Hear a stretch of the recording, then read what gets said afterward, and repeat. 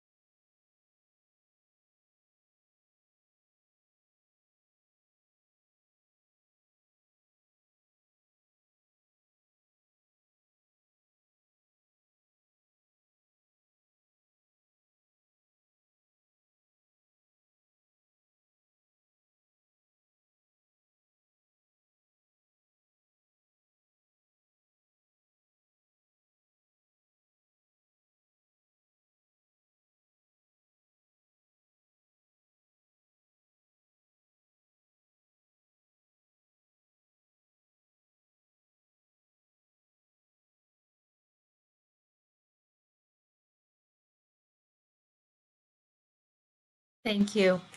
So now I feel like there should be a bit of a drum roll here as we're going to get into it. And I have the privilege of introducing our first speaker. And I'm thrilled to meet you, Annette. It's great to see you there. So I would like to introduce Memorial's Deputy Minister Champion and our very own alumni, Annette Gibbons. So I've read Annette's background, and it's quite impressive to see all the wonderful things that you've done. So I'd like to share some of that.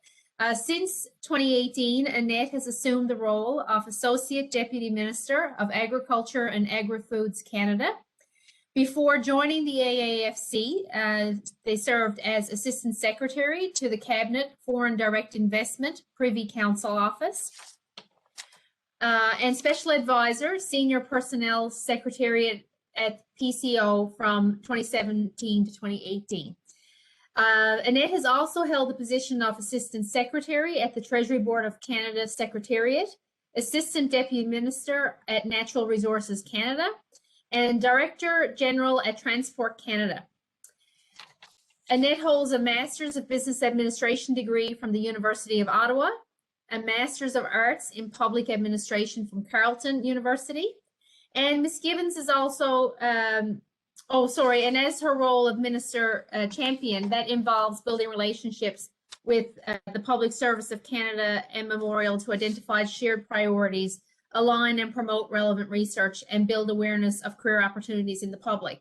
But I wanted to do a shout out because we have a shared background of a Bachelor of Arts degree from Memorial University.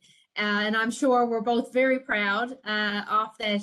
And it certainly set you up for a wonderful, successful career with the public service. And just reading all of the opportunities that you've had, I think that that sets the tone for the opportunities that are within the public service, the federal public service, that is quite inspiring to our students who are here today to see the opportunities that could lie ahead, similar to yours, Annette's.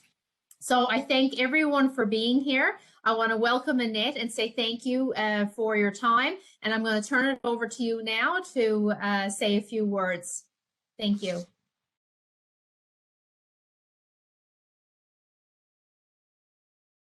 There we go. I think I'm unmuted. Do you hear me okay? Yeah, excellent.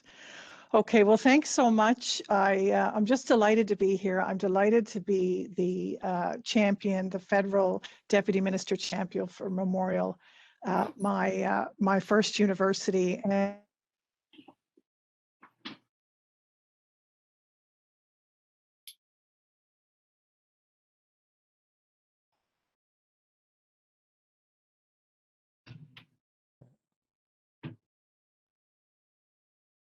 we may have lost you there.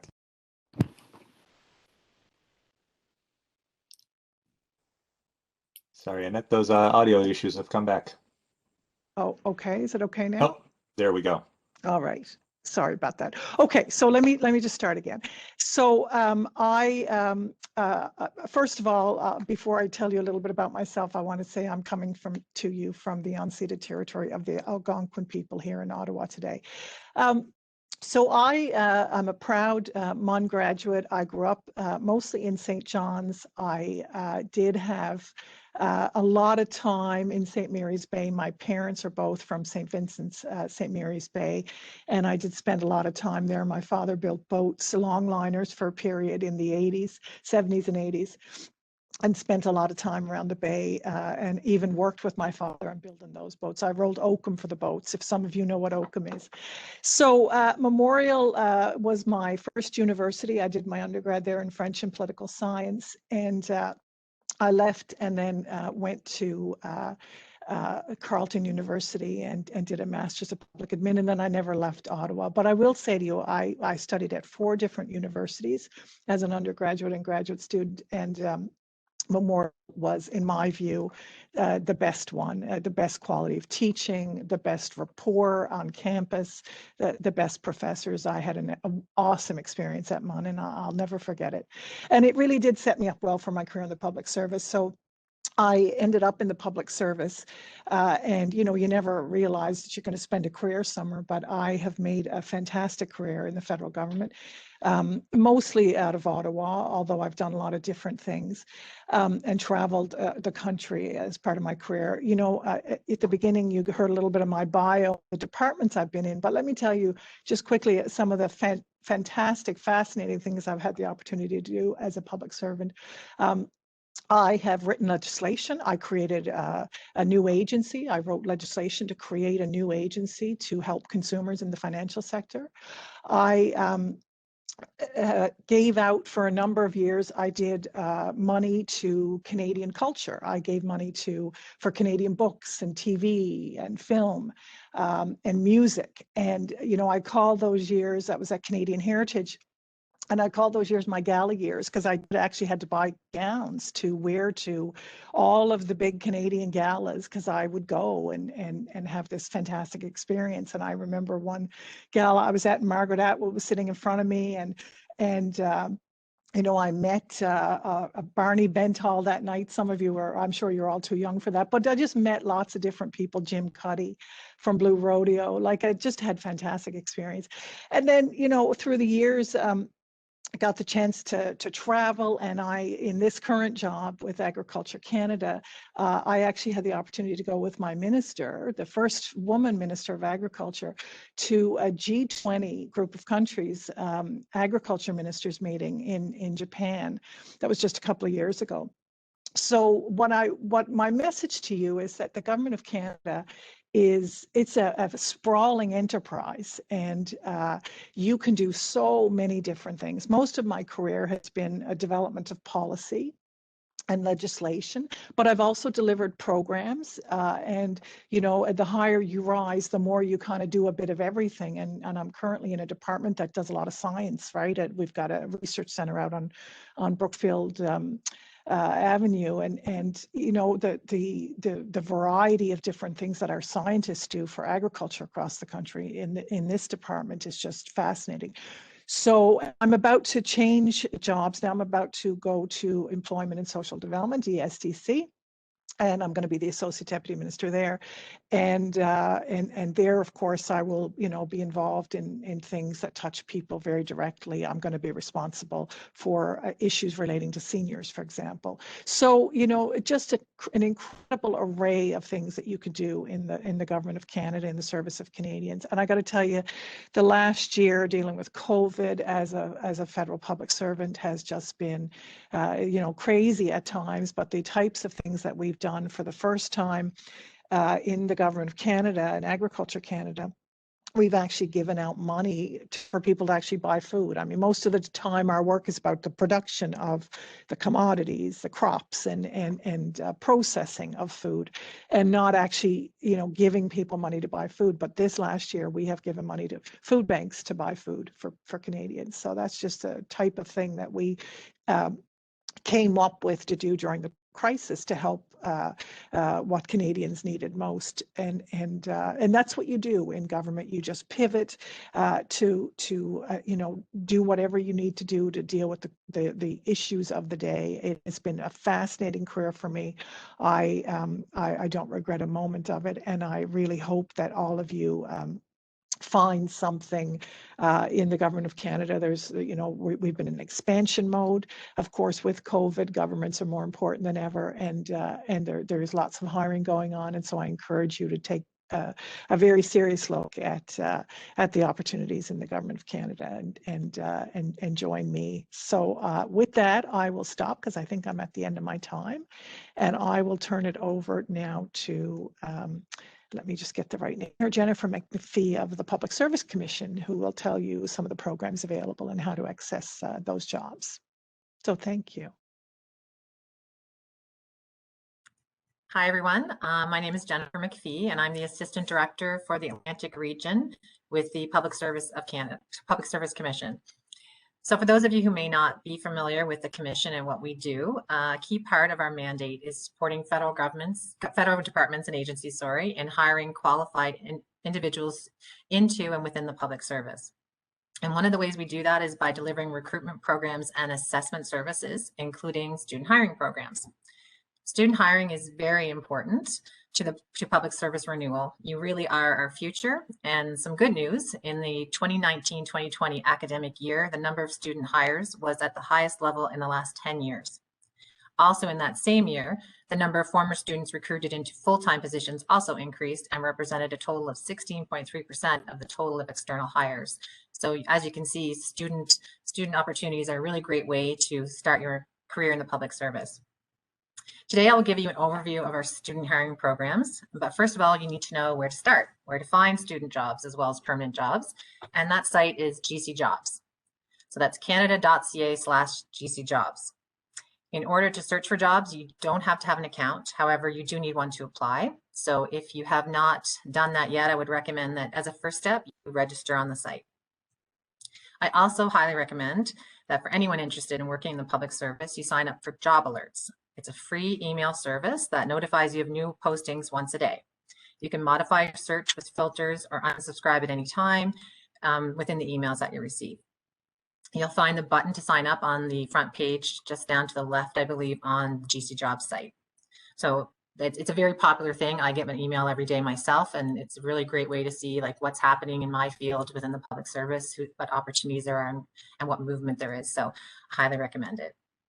As a student, you can use that job alert to find summer employment, but you can also create filters under job types, and by doing that, it will help you prepare for applying after graduation. For example, if you're studying finance, you can take time to look at job openings for entry-level positions in the job classifications that are most associated to your field of study. And it will give you a chance to really kind of look at what hiring managers are looking for, what qualifications, maybe help you with course selection and kind of career planning to prepare yourself to apply for those jobs after graduation. So one of the ways you're probably familiar with that you can be hired into the federal government is through a co-op program. So for those opportunities, you have to contact your on-campus co-op internship program coordinator, and they will be able to notify you of any current opportunities. Another interesting program you can be hired into the government is under the Research Affiliate Program. So that's a program for students who need to conduct research related to their degree or program. You'll find current openings by searching student programs under job types in the GC Jobs site. And I did a search yesterday just to give you all some idea of what's currently available. And I found 3 departments with current openings: Natural Resources, Agriculture and Agri-Food Canada, and Environment and Climate Change Canada. So several of those posters or opportunities will be closing in the next week or so. So if that sounds like something interesting to you and that applies to your field of study, I would recommend that you go on to the site, as soon as possible and kind of take a look at applying for those jobs. So now to FSWEP, that's the Federal Student Work Experience Program. That is our largest student inventory where all of you should be applying if you haven't already. It's open year-round and available to all departments and agencies. You can indicate you want to work full-time or part-time in a wide variety of fields. The application only takes about 6 minutes to do. You need a resume. You need to indicate your academic level and area of study, specialization. You can add up to three categories, and then the type of work you're interested in doing. And there's, again, you'll see, it'll represent, as Annette was saying, the wide variety of opportunities in the public service, because you see the list and you can only choose 5. You'll be amazed that all of those jobs exist in the public service. And you'll also have to indicate the locations you're willing to work. On the second page of your application, you'll have the opportunity to complete a self-declaration for employment equity, where you will be able to indicate if you belong to one or more of the 4 employment equity groups. You can self-declare if you identify as a woman or an Aboriginal person, a person of a visible minority group, or a person with a disability. And it's really, really important that we have a public service that represents and includes diverse identities, cultures, and perspectives that make up Canada. So I strongly encourage you to self-declare as part of the process. Also note that some jobs are only available to people in these groups. 2 programs that we run in my division are the Employment Opportunity for Students with Disabilities, and that's only open to students who've answered yes to the question, are you a person with a disability, under the Employment Equity Self-Declaration section. And also the Indigenous Student Employment Opportunity, and that's only open to people who have answered yes to the question, are you an Aboriginal person, under the Employment Equity Self-Declaration section. And the really nice thing about these 2 particular programs is that students hired under these initiatives are supported, given ongoing support, training, and networking throughout the duration of their term as a student. So what happens next? Your application is in. How does it work? Hiring managers submit a request for referral to the PSC. They use the same fields that you used when you applied. So to ensure a fair selection process, the system creates a random selection of applicants meeting the job criteria that was submitted by the manager. And then those names will be referred to the hiring manager. If they are referred, you'll be notified by email. If your application is selected for further consideration, you'll be contacted by a manager for a test and or an interview. It is possible that you won't be referred, as it truly depends on the match between what you've entered and what hiring managers are looking for in that particular term. In addition to our student programs, I would encourage you to explore the link to other specialized recruitment campaigns. You'll find that link on our website for public service recruitment programs. And this is essentially a list of additional specialized recruitment initiatives led by other federal government departments and agencies. And there are programs there where you can train from everything from being a 911 operator to a defense intelligence officer. There are 21 programs listed for graduates and 13 for students. So I'd invite you to also review these programs and see if any of them align with your skills and interests. So if a federal public service job is something you're interested in a long-term career, I would really recommend that you get really familiar with GC Jobs and take a look at the site and peruse the job opportunities available on a regular basis. Even if you've set up job alerts, you'll be amazed at the wide variety of options. I always say that you can be anything in the public service.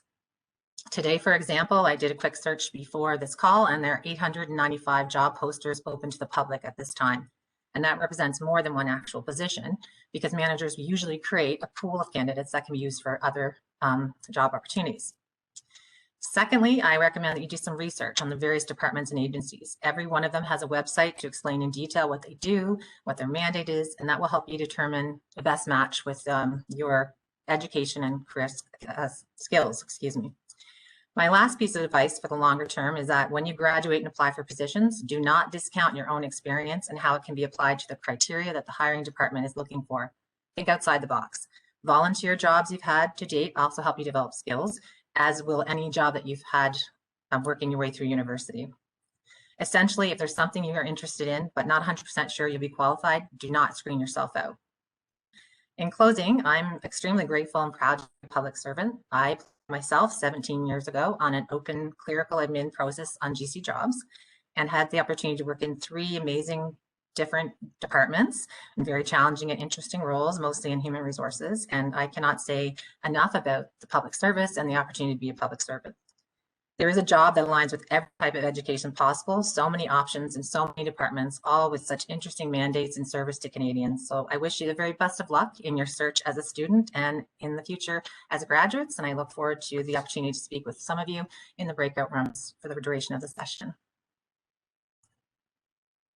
Thank you. Thank you, Annette, and thank you, Jennifer. Very useful information. I love what you said, Jennifer, about do not discount your experience. We're working with students all the time and talking about those transferable skills and how valuable they are. So that's great information. I've jotted down tons of notes about FSWEP and GC Jobs. So like 895 positions that are listed right now. Sounds like there's something for everybody. So that's excellent information. We're going to move to the second part of our event now, the breakout rooms. And during this portion of the event, students will move into the rooms and meet with the federal government representatives.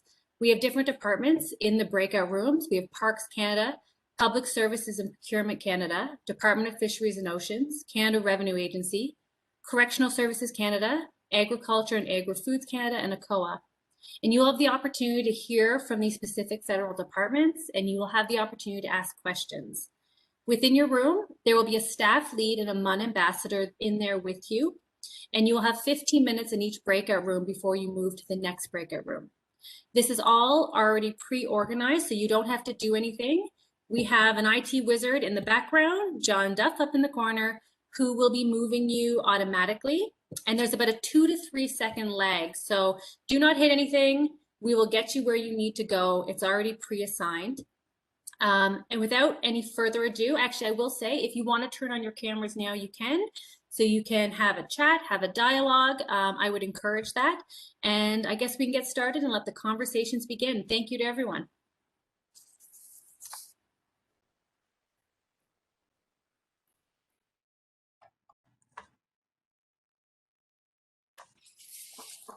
Welcome back, everyone. Give it a couple seconds while everyone's making that magical jump back into the main room. It's like you guys all went into Narnia, now you guys came back and one just went missing, and now the gang's back together. Okay. Looks like we might have everyone back. Okay, so I hope everyone had some great conversations. I was able to dart into some rooms, and it sounded like the conversation was very rich, and it sounds like also the federal government, they are hiring, our students are looking for positions. We're very fortunate that we have the technology to bring everyone together and have these conversations and bridge that gap for finding employment. I will now turn it over. Well, I'm going to kind of moderate here a bit to Jennifer McPhee. If anyone has any questions that they would like answered, if they're applying, you can raise your hand. You can throw it in the chat function. We've allocated about 5-10 minutes at the end, just in case there was a question that maybe was asked in the breakout room that you might need a bit more clarity on. You can raise your hand. Someone can start speaking.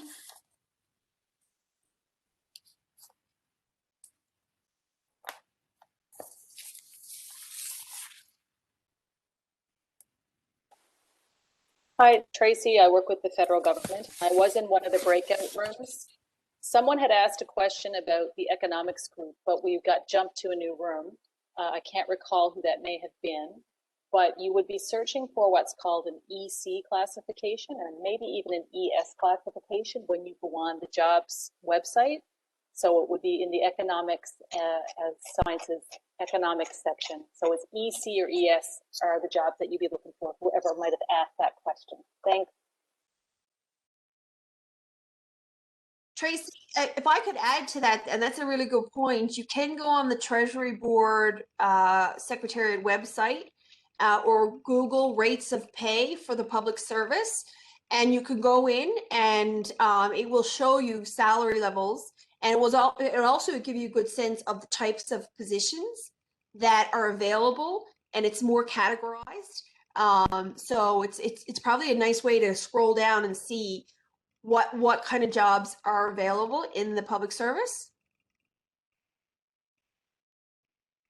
And just for anyone who I've been speaking to, I'm a commerce officer, so I have a business background with my commerce degree and an MBA, so I would be in commerce.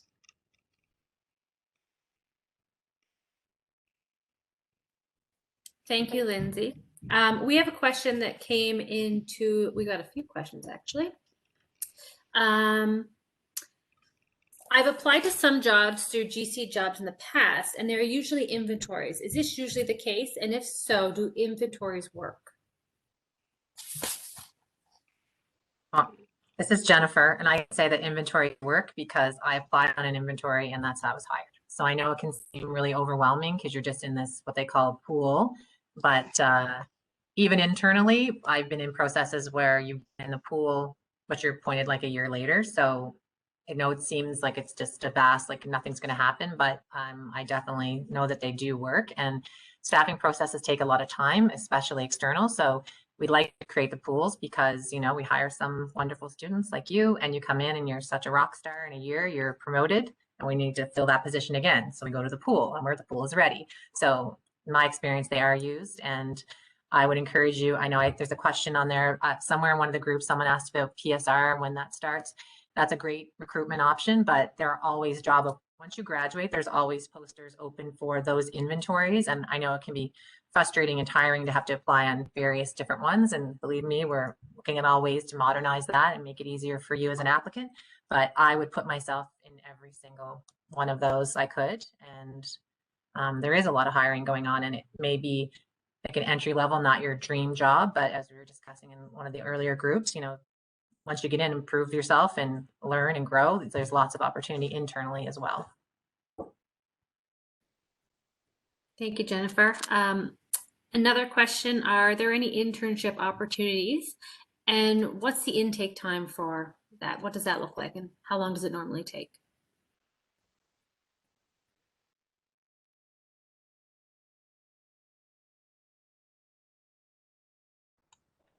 Do you want me to answer that too? Sorry. So we don't have, in terms of my department running internship programs, not necessarily. We did have a program this year, was a federal internship for persons with disabilities, and that was a special program that we're running for a couple of years. That process is underway, but I would just encourage people to look at the other recruitment initiatives from other departments, because lots of departments have their own specific, and the intake times are all different, and some of them are open now and some of them are closed, and some you have to watch for the dates. So as everyone's saying throughout all these conversations, I just really encourage you to get on the job site and explore the different programs and read more about what's possible, because lots of departments, there's also, you know, we have the core public service, not to get too technical, but there's also departments that kind of have their own staffing regime. So they have different options and they post things in a different way. So the more you get to know the departments you're interested in, you'll be able to see different options available in those departments as well. And Jennifer, I got one more question for you right now. It's a question that came in one of the rooms that I'm reading here. And someone's wondering, are there any programs for international students who are not permanent residents or citizens? Not a program per se that I'm aware of, no. Not from the commission.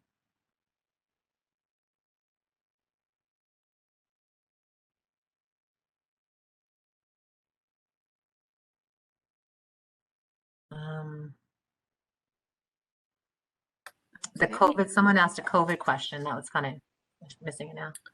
After the requirement process, and would you say it's decreased the hiring process or restrained in a specific way? I would say, George, I would say initially, yes, absolutely. It did, because we were all kind of, how do we do this?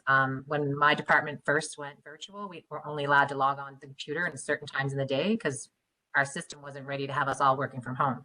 So we've made amazing progress. We also are responsible for language testing.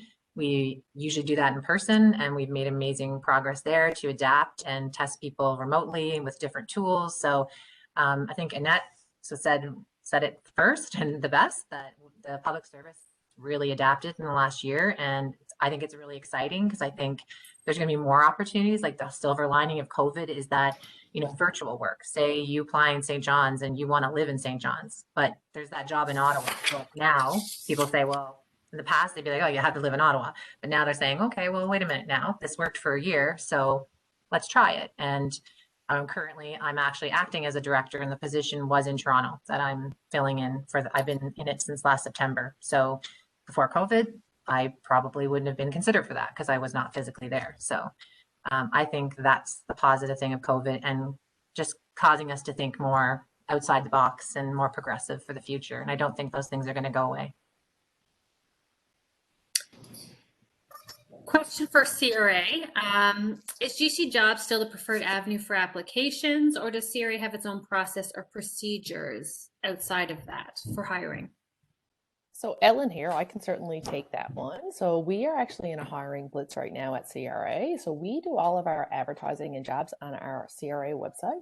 So you need to make a candidate profile to apply for our jobs. So there's currently a recent graduate pool that's open. There's an SP3, SP4 process that is opening, and there is going to be more student recruitment that is going to go in there. So it's really important that you really look at our website, get a candidate profile. You can set it up so that you'll get a notification when there's a job that you're interested in. So we'll actually email you and say, hey, did you know CRA is looking for some more people? So we kind of predominantly go that route. Since the COVID pandemic, we've grown significantly in Newfoundland and Labrador. We've hired, almost 1,000 individuals in the recent times to arm our call center. And you've probably heard in the news, our call center is growing because of the emergency benefits. So there's a lot of great opportunity that's going to be around for the next couple of years. So it's really a great time to think about that and sign up through those mechanisms to make sure you get the information when it's readily available, is what I would say. Thanks, Ellen. Jennifer, throwing it back at you one more time. I saw there's a question here that one of the participants had to leave the room and wasn't able to hear your answer. And she's wondering when the post-secondary recruitment campaign will open. Yeah, I'm just laughing my technologically challenged self because I've been trying to type an answer to her and for some reason I can't get to post in the chat, but that's okay. We don't have a date yet. It's normally in the fall. So we closed, I think it was just November, all the months roll together now. So I would expect to see another poster in the fall. But again, if you need to keep checking the site and looking, because anything's possible. Like if a certain community of within the government, of within a certain classifications were to come and a bunch of departments say, we really need a pool of these people, can you do us a PSR campaign at this time of year? Then that could be considered. So it's always good to keep checking. Awesome. Thanks, Jennifer. And I'm just seeing here, there's some comments, and one of our participants has a BA with police studies and was wondering if there was a correction speaker, and we did. We had Chris Tilley with Correctional Services Canada. So we can always try and connect that after this session if Chris would be open to that, that maybe you'd like to pick his brain a little bit more if you weren't able to get into his room, because there was 4 breakout rooms, 3 rotations. So we tried our best to make sure everyone was able to connect with everyone, but if there was something missed, we can always try and connect after the session. So I think that's all the questions that have come in. So I'm gonna, if you have any questions or you'd like something answered after the session, feel free. I'm gonna put my email address in the chat. Any of the students here can reach out and we can try and get their questions answered. As well, we will have a follow-up email sent out. But I would like to thank Deputy Minister Champion Annette Gibbons for taking the time to speak with us today. I know she had to dart off a little bit earlier. And as well, Jennifer McPhee for sharing such valuable information. And a huge thank you to the future leaders who were able to take the time to talk with our students. I know there was such great dialogue happening, and this is why we love doing this event, and we're going to do it next year. Who knows? I'm hoping it's going to be in person. We might have some kind of hybrid version that we do virtual because so many people were able to connect, and we have a snowstorm going on outside, and it doesn't matter. We're still all here. And thank you to the staff leads and the ambassadors who were able to help in the breakout rooms. And if you enjoyed this event is part of a larger week of Career Week, which is on the Student Life landing page. Tomorrow we have an alumni and graduate student Let's Talk Government session. It'll be a little bit different than this. It'll be a panel style, but there'll be, you know, great conversation happening again, and you'll hear from working professionals in the federal government as well. And if you'd like to register for that, you can find the link. If you just type in Mon Student Life, the calendar is there and it'll direct you to the registration. And as indicated before, this was recorded. So after this session, there'll be an email sent out. So keep your eyes open. Inside of that will be this recorded session. As well, there will be a survey in the email. We recommend that you take the time to fill it out. It helps direct all our programming and our services that we offer students and alumni. So we really appreciate you taking the time to do that. And I'd like to say thank you again for everyone who participated. I'm going to jot my email down now. So if anyone has any questions that were not answered, please reach out and we will do our best to get those answered. Thank you again to everyone who participated. I hope you guys enjoy the rest of your day. Thank you. Bye. Bye, guys. Take care. Thanks. Bye.